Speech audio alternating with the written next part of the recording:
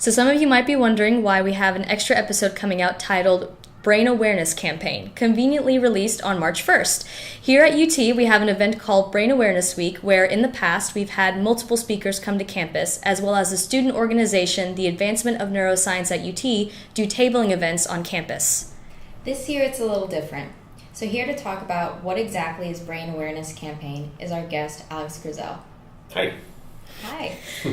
So Alex, if you would just go ahead and tell us a little bit about yourself, about what you do here at UT and your research interests.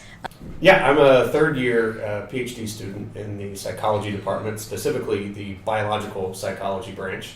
I work with Dr. Matt Cooper. We study stress and stress resilience. I'm also the president of the Psychology Graduate Student Association, and that's partly what got me involved in all this. That and that I'm a neuroscience grad student too. Nice. So why did you decide to come to UT for graduate education? It was all about Dr. Cooper. Really? Yeah. So I was in a grad program for a while before and took some time off and knew that I wanted to study stress and kind of came across some of Dr. Cooper's work a few years back. And as I was preparing to come back to graduate school, knew like, well, when the time comes, hopefully he's got a spot. And so here I am. Nice. Awesome. So why did you decide to get involved with stress? Like what led you to that topic? Ironically, and this is not a shameless plug, but it was actually hearing a talk by Dr. Robert Sapolsky when I was doing the grad work before.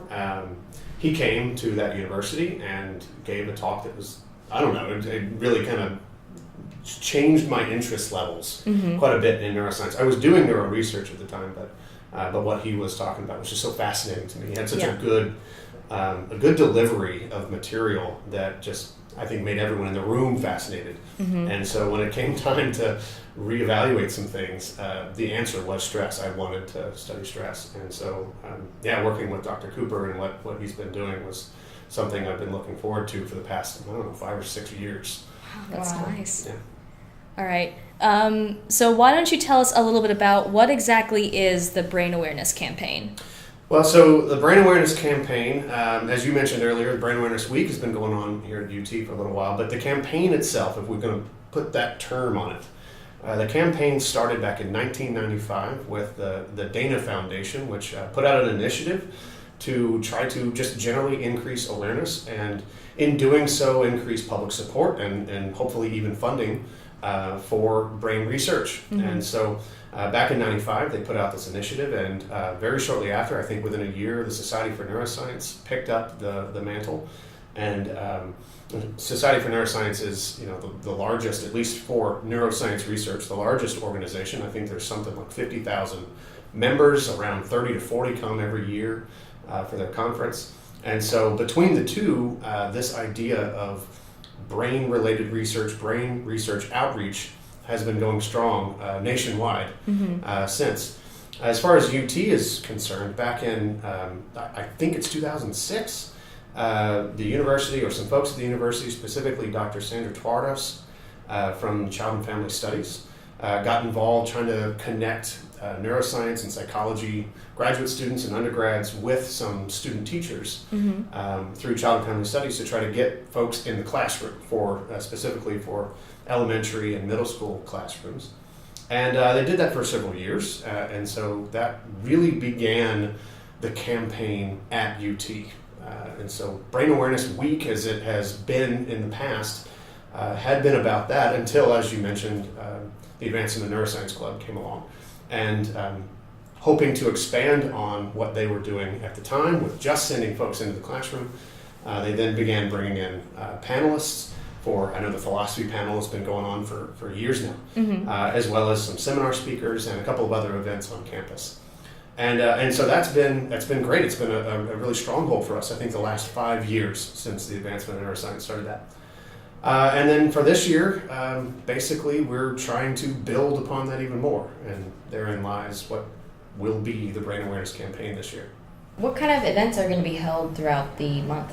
So we've got a lot of different events going on, really. And as you mentioned, it's a month-long affair, really. Actually, a little longer than a month. We're starting on the 27th of February.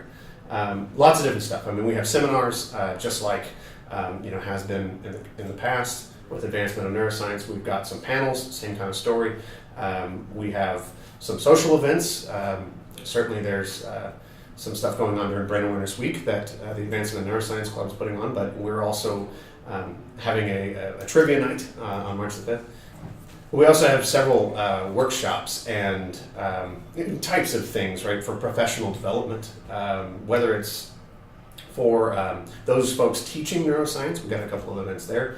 We also have a mindfulness workshop, and then a science writing workshop put on by Ask a Scientist. So are people who aren't related to the neuroscience or psychology field encouraged to come?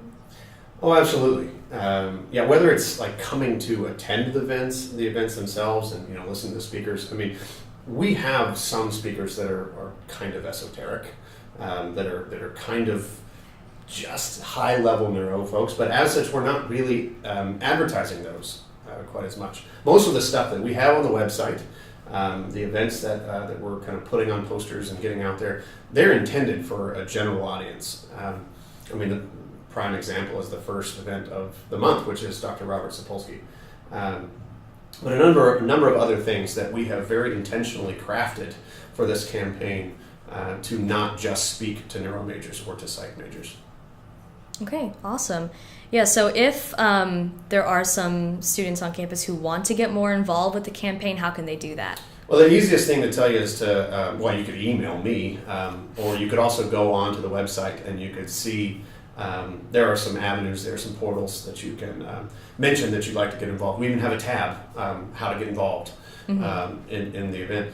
And that can be just little things as far as general publicity. It could be in having discussions about what to do for future events. I mean, we have a lot of stuff already kind of ironed out now, but this campaign's going to roll around next year just the same. But then also there's some outreach efforts off of campus that we'd be happy to have some folks with. Specifically, we are working with, much as was the line followed by Dr. Sandra Tuardos, we're trying to get folks into the classrooms again. Dr. Tuardos retired a few years ago, and we lost that opportunity to get into elementary school and middle school classrooms. But this year we formed a partnership with 4 schools, Vine Middle School, Green Magnet Academy, Cedar Bluff Elementary, and Pond Gap Elementary. And we've got a lot of folks that want people from UT to come and talk to the kids. And so anyone who's interested can reach out to me or some others on the team to kind of find a way to get into those classrooms if you're interested. We're also teaming up with the YMCA. Specifically on March 6th, we're going to the YMCA for their after-school program to talk a little bit about what the brain does and how we do the things we do, how we see and smell and touch and all that kind of stuff. Finally, we have the Muse, the Children's Museum here in Knoxville, right next to the Knoxville Zoo. We're partnering up with them for 8 days throughout the month. 4 different Saturdays and 4 days during spring break. So anyone who wants to come kind of help out, we've got plans in line, and we've got lots of events, lots of activities that we can do, but we could always use more people to help us do more activities at these things. I mean, the kids and the teachers and all of the folks, for instance, at the Muse, they're just so excited to have us there. So if you want to get involved, by all means, let us know. We can plug you in. Awesome. All right, so where can people find a list of the dates and events regarding the Brain Awareness Campaign? Well, there's going to be stuff all around campus posted. I say all around. I mean, it's not going to be everywhere. You walk through any one of the buildings and you see 9,000 posters staring at you. So hopefully they're going to be a little noticeable. But we are going to post some posters around so that you can see some of the key events.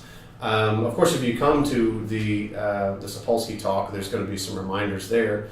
But really the best resource is the website, and that's brainawareness.utk.edu.